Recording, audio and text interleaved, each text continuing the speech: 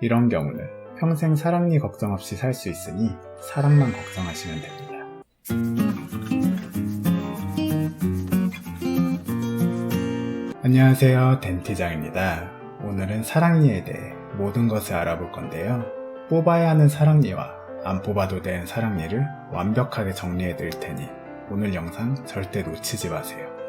사랑에 눈을 뜨는 나이에 난다고 해서 붙여진 이름 사랑니. 사랑니를 뽑고 난 후 혹자는 이렇게 말합니다.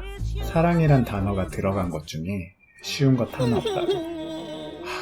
왜 내 얘기 같지? 사랑니에는 또 다른 별명이 있습니다. 지혜를 깨달을 때쯤에 난다고 하여 지치, 영어로는 위즈덤 투스라고 합니다. 보통 10대 후반에서 20대 초중반까지를 말하고요. 사랑 하나로도 힘든 우리들에게 사랑니는 왜 또 비뚤게 나서 우리를 더 힘들게 만든 걸까요? 예전에 육식 공룡이 크고 강한 턱, 많은 치아 개수로 생고기를 잘근잘근 씹어 먹었던 것처럼 우리의 조상도 불이 활용되기 전에 생고기와 풀뿌리 등을 와그작와그작 씹어먹기 위해 큰 턱과 많은 치아는 필수적이었습니다. 실제로도 큰 턱으로 인해 사랑니를 포함한 32개의 치아가 큰 무리 없이 잘 들어갈 수 있었던 거죠. 하지만 불을 활용할 줄 알고 부드러운 음식을 먹을 수 있게 되면서 인류의 턱은 점점 더 작아지게 되었지만 치아의 개수를 결정하는 유전자는 그를 쫓아가지 못하고 유지되어 사랑에 눈을 뜨는 나이가 되어서야 나오는, 즉 마지막에 나오는 사랑니는 부족한 공간을 비집고 올라오려고 하니 비뚤게 나게 되는 것이죠. 그럼 이름만큼이나 이렇게 귀여운 사랑니를 꼭 뽑아야 할까요? 반드시 그런 것은 아닙니다. 뽑지 않아도 되는 사랑니와 뽑아야 되는 사랑니를 오늘 완벽하게 딱딱 정리해 드릴 테니 영상 끝까지 집중해 주시고요. 뽑지 않아도 되는 사랑니부터 정리해 보겠습니다. 첫 번째로 정방향으로 잘 나온 경우입니다. 여기서 정방향이란 3차원적으로 옆 치아와 조화를 이루는 높이, 양옆관계, 앞뒤 관계가 적절해서 바로 반대편의 사랑니와 잘 맞닿아 씹는데 문제없이 기능하는 경우를 말합니다. 엑스레이 사진상으로 보면 이렇게 8번째 치아가 예쁘게 잘 나온 케이스라고 할 수 있죠. 하지만 아무리 잘 예쁘게 나왔다고 해도 칫솔질을 깊숙하게 꼼꼼하게 하지 못하는 경우가 많습니다. 반드시 끝까지 칫솔을 밀어넣어 관리를 잘 해주셔야 탈이 나지 않습니다. 두 번째는 증상이 없는 완전 매복 사랑니인데요. 여기서 매복이란 밖으로 나오지 않고 묻혀있는 것을 뜻합니다. 이렇게 엑스레이 사진상에서 사랑니가 보이지만 입안에서 보이지도 않고 통증이나 염증 소견을 보이지 않는다면 지켜봐도 무방합니다. 단 예외적으로 교정 진행 시에 치아를 전체적으로 후방 이동시킬 때는 발치하는 경우도 드물게 있긴 합니다. 세 번째는 사랑니 자체가 없는 경우입니다. 사랑니 있어요? 없어요. 있었는데? 아니 없어요 그냥.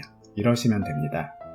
엑스레이를 살펴보시면 치아 개수가 하나, 둘, 셋, 넷, 다섯, 여섯, 7개 곱하기 4에서 총 28개고 8번째 치아가 없는 걸 알 수 있습니다. 이런 경우는 평생 사랑니 걱정 없이 살 수 있으니 사랑만 걱정하시면 됩니다. 네 번째는 사랑니를 발치했을 때 신경 손상 가능성이 매우 높은 경우입니다. 최근 제 영상들을 보시면 아래턱에 아레이트 신경, 즉 하치조 신경이 지나간다고 했죠. 이 하치조 신경을 사랑니가 뿌리 끝으로 감싸고 있는 경우가 있습니다. 이런 경우 CT를 찍어서 정확히 봐야 하는데 신경 손상 가능성이 굉장히 높다고 판단이 되면 발치를 하지 않고 지켜보게 됩니다.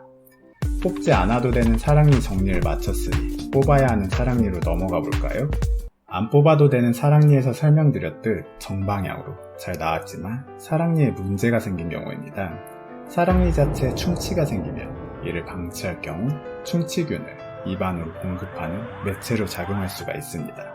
그것보다 더 무서운 것은 사랑니의 옆면이 썩었을 때 바로 앞에 있는 큰 어금 위에 옆면도 같이 썩어 방치 시에는 적게는 레진 치료부터 나아가 신경치료, 발치 후 임플란트까지 가는 경우도 상당히 많다는 점입니다.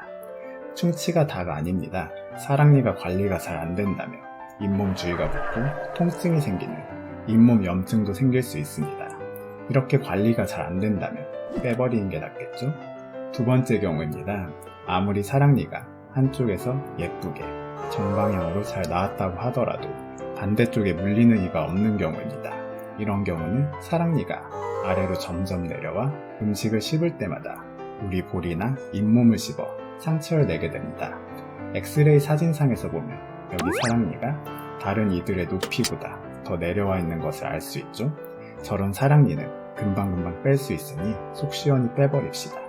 세 번째는 사랑니가 비뚤어지거나 일부만 나와 잇몸에 덮여있는 경우입니다. 사랑니를 빼야 하는 가장 대표적인 상황이기도 하고요.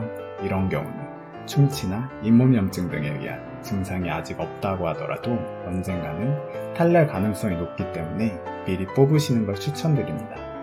엑스레이 사진상에서 보면 이렇게 다른 치아와는 다른 각도로 빼꼼하게 나온 거 보이시죠?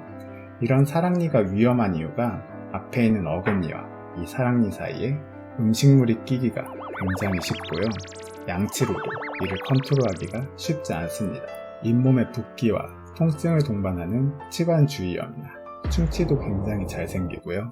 실제로 이런 케이스의 사진을 보여드리면 사랑니가 일부만 빼꼼하게 나온 경우 그 주위 잇몸이 붓고 염증이 심한 걸 알 수 있습니다.